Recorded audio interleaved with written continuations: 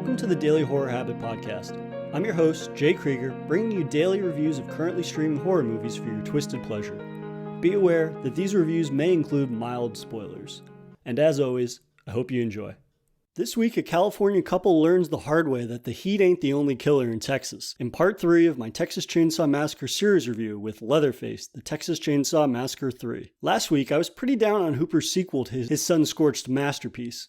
I lamented the film's decision to match the horror absurdity of the original with an equally absurd new comedic tone that, while not terrible, resembled little of what I loved about the original. Well, as I found out, the third film in Leatherface's cannibalistic tale reverts to the original's tone, but is it capable of instilling the same level of fear? Directed by Jeff Burr and written by David J. Shaw, Leatherface, the Texas Chainsaw Massacre 3 was released in 1990, 4 years after Hooper's slasher comedy. The film revolves around a California couple on a road trip through Texas, and after a mishap on an unmarked back road, they inevitably end up in the crosshairs of Leatherface and a new rogues gallery of cannibalistic killers. From the opening moments, it's apparent that Texas Chainsaw 3 is a return to form for the series' dark and gory roots, which, truth be told, is all I really wanted out of a sequel. The film opens with Leatherface slicing and stitching himself a new face mask off of a recently carved up corpse in an undisclosed workshop. The sickening and bloody detail of the face itself not only sets the tone, but serves as a strong display of the handiwork of horror special effects master Greg Nicotero's work on the film,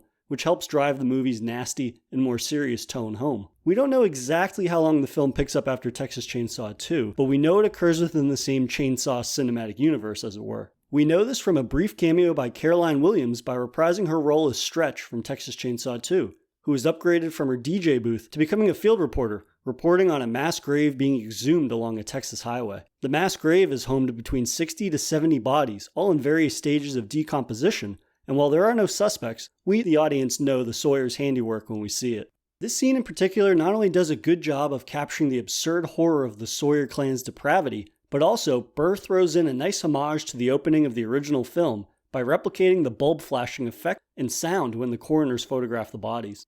It just so happens that Texas Chainsaw 3's protagonist Michelle, played by Katie Hodge, and Ryan, played by William Butler, are stuck in a traffic jam along the exhuming and are given their first taste of Texas life. Their relationship is contentious, to say the least. Michelle is leaving to go to college abroad, and Ryan is being a bit of a crybaby about it. In all honesty, these characters feel like they're on the verge of a breakup. This largely results in their being defined by their propensity for arguing, rather than getting a real sense of who they actually are as people. They eventually find themselves at a flea bag auto repair shop run by a highly suspect attendant who can't keep his eyes to himself. A chance encounter with the drifter named Tex, played by none other than Viggo Mortensen, informs them of a secret shortcut that will cut their driving time in half. They reluctantly take his advice only after the attendant brandishes a shotgun and the drifter hangs back to distract him as the couple hastily drives off. Certainly not indicative of Texas hospitality. The first half of the film has a very backroads Deliverance-esque vibe as Michelle and Ryan encounter the wild whites of Texas, only to then be chased by a souped-up truck that plays a game of cat and mouse with them before lobbing an animal carcass at them, causing them to get a flat tire. It's obviously not a mystery as to who is behind the sudden assault, though I couldn't help but want Burr to allow us to ruminate a bit more on this mysterious backroads tension, which would have been an unexpected evolution to the Texas Chainsaw's somewhat procedural nature. Though, it doesn't take long for old Leatherface to show up sporting his signature saw and goes absolutely apeshit on their car, slashing and smashing it to bits.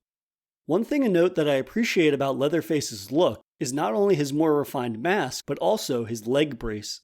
Minor details, but the character's appearance is reflective of his history, with this being the third film in the series. The leg brace is notable as it's reflective of an injury he sustained in the original film, which causes him to limp, yet he still remains a formidable foe.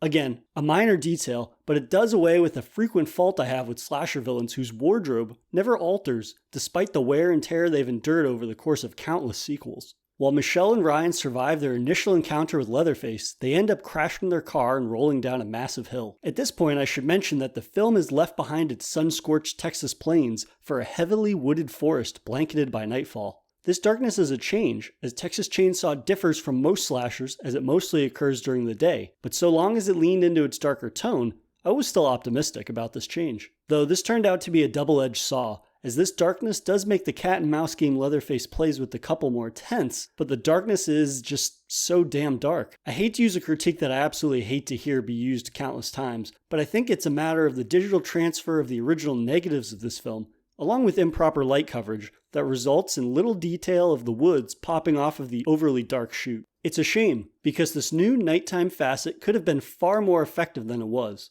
This woodland chase is important as we're introduced to a passing-by survivalist, Benny, played by horror alum Ken Faree. After a chance encounter with one of Leatherface's ilk on the road himself, Benny, armed with only a rifle, treks through the woods trying to find Michelle and Ryan.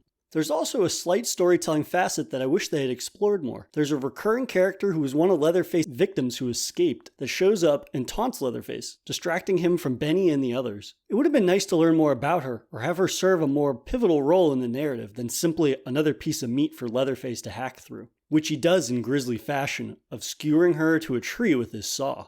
This is the first instance of a kill that is almost instantly cut away from, which leads me into a brief rant about the Motion Picture Association of America, or MPAA, kind of butchering this film. You would have hoped that by the 90s, the MPAA would have eased up just a tad on what constitutes an X-rated film.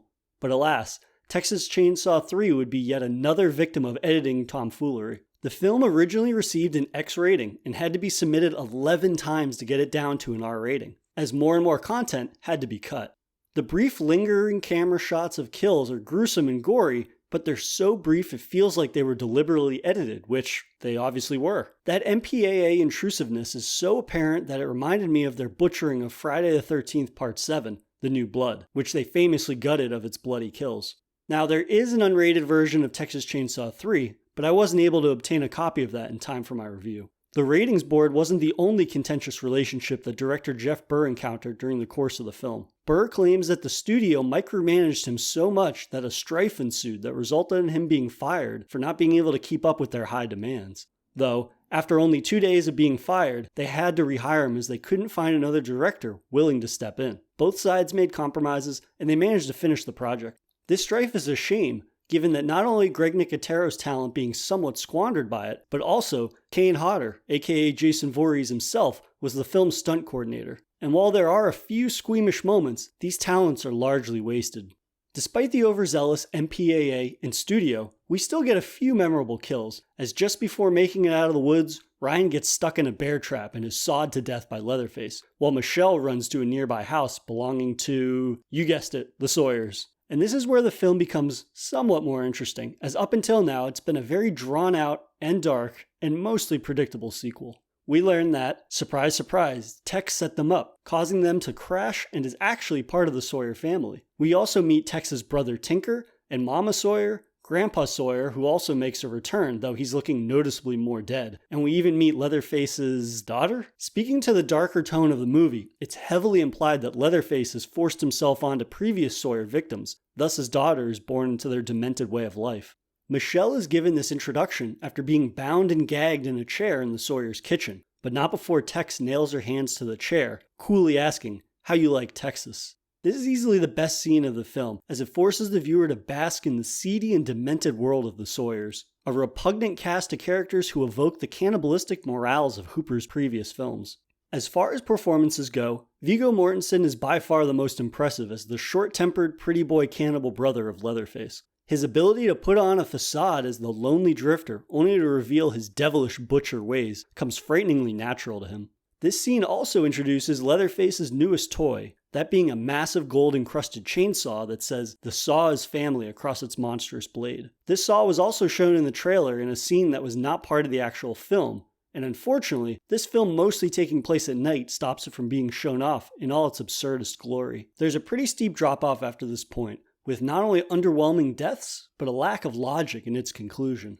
For example, Tex and Benny fight only for Benny to light Tex on fire, which eventually blows up Tex's truck. This lacks the hacksaw intimacy of the series. It feels like a very Hollywoodized kill. There is also the film's ending, which is quite something. Benny and Leatherface struggle in a swamp, with Leatherface pushing Benny's head into his saw, which buzzes haphazardly in the water. After a screen testing, the studio decided to go back and reshoot the ending. In this new producer ending, the deranged attendant from the beginning of the film survives and attacks Michelle as she flees the Sawyer house.